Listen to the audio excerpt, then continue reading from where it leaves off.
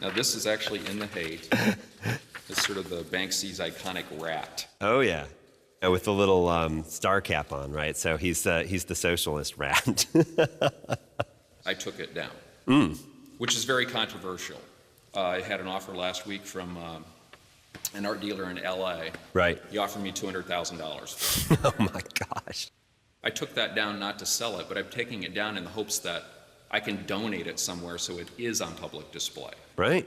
So, you know, my original email to I think it was to Peter Denny, was, would you be interested if I donated this piece? Is it something that SF MoMA would be interested in? Well, I mean, donation. That's a really good question because, as I've said, we have worked with artists who've done this. And for us to figure out what our limits are and how we understand what our collection policies are, this is something that's constantly expanding and changing. Sure. I'm actually going to interrupt here and say, yeah, I think if we could stop this line.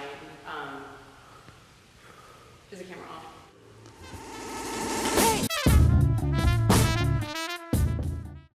Saving Banksy is a fascinating new documentary about the contemporary art scene. If you know anything about the scene, if you know anything about street art, you know that Banksy is hugely successful. He's not the kind of guy you would think would need saving of any kind.